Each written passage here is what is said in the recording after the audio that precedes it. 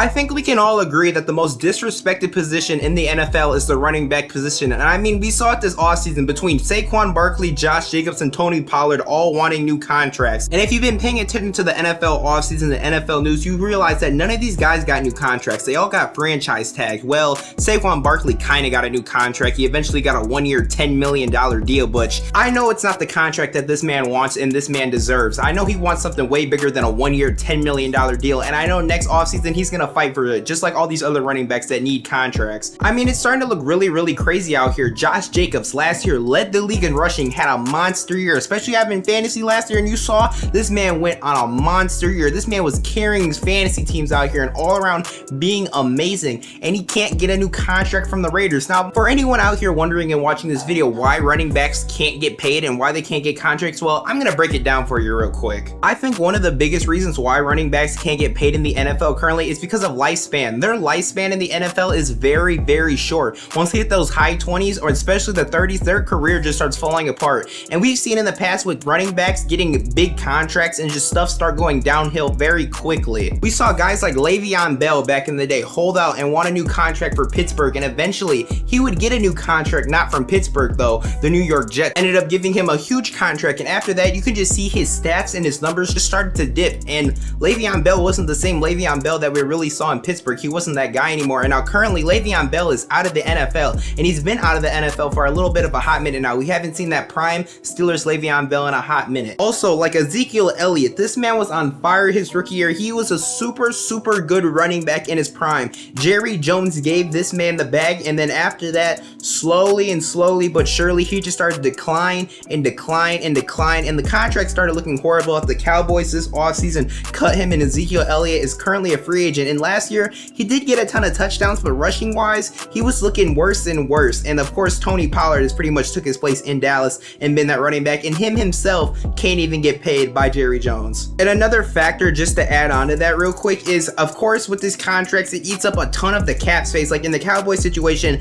the biggest reason why they cut him is because he was a cap casualty. They needed more money and they needed money to spend. So with Zeke sucking up all this money and then not being able to spend any money, they had to go ahead and cut him so they would get money to spend. And then my third case of running backs kind of being a curse to go ahead and pay.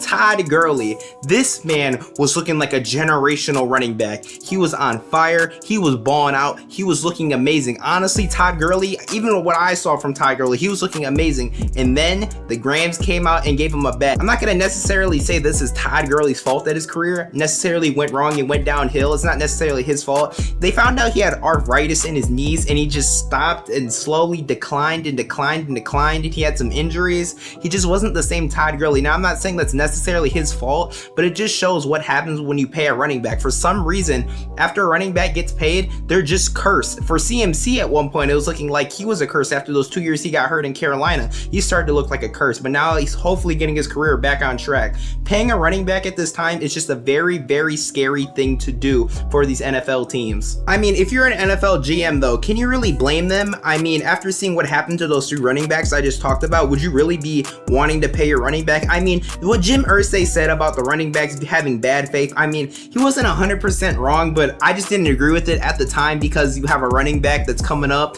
that needs to get a contract. I don't feel like he shouldn't have said that, but he's not 100% wrong by saying that running backs and their agents are having bad faith, because honestly, they kind of are. And honestly, like we've seen, paying a running back it isn't good. If for some reason it just turns out to be horrible and not work out well for a team, and it just eats up cap. It's honestly kind of looking scary for guys such as Bijan Robinson and Jahmyr Gibbs, guys that just got drafted this year. I mean, are they going to be able to get a contract when it's time for them to get a contract? Especially Bijan. He's looking like one of the best generational talents at a running back position ever in college, and it looks like he's going to be a great NFL player, and it's getting scary. Can this man actually get a contract? I mean, I really hope he does. And because of this bad faith, I guess you could say that the running backs are, this is what happens to them. Every time a team has a running back and they have to pay them, this is pretty much the cycle that teams do. You draft a running back, you play with him for 4 years, or maybe you give him a nice little franchise tag if you're playing him this well, and then you just go ahead and draft another one. I mean, that's pretty much the strategy. That's what we're seeing in the NFL. That's all the teams are doing. They're refusing to pay one. They're just drafting one every 4 years over and over again. They're refusing to pay a running back. It's honestly looking crazy out here. I mean, guys like Austin Eckler, he wants a contract extension. He can't even get a contract extension.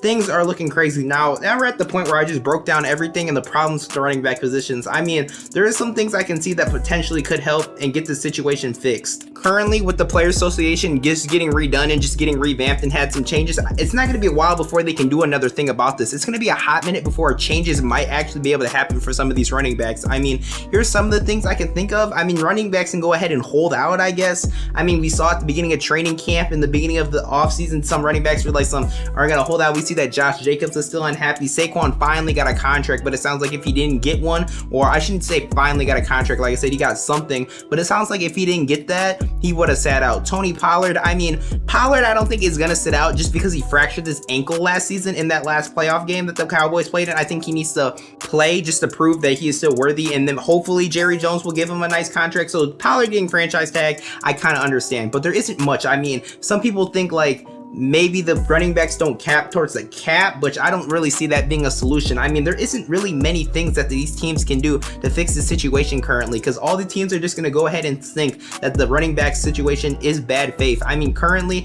it's not looking good for running backs, and I honestly really don't know the necessary fix that could happen to this. Another thing I saw that could maybe be possible is give running backs shorter contracts, rookie contracts I should say, so like they only have, maybe instead of 4 years, they have 2 or 3 years to help them negotiate a deal earlier, since they think that running backs are going to get washed as soon as they hit that age of like 27, 26, then they think they're not going to be able to be the same anymore. That is honestly something that I actually really like, and that's something that I think could possibly happen in the NFL, and that is like my big thing to fix this, and I think that would be the best option by giving running backs shorter rookie contracts and being able to have them get paid earlier in their career after they prove that they are good enough of a running back to get paid and play this well. Let me know what you guys think in the comments. I would love to hear what you guys think about the running back situation and ways they could potentially fix it. I would love to hear your guys' thoughts on this. Please drop a comment and let me know what you guys think. And that is going to be the video for today, ladies and gentlemen. If you enjoyed, please drop a like and subscribe. We're on the road to 1,000 subscribers. Also, sorry for the lack of uploads in the past few days. I went on vacation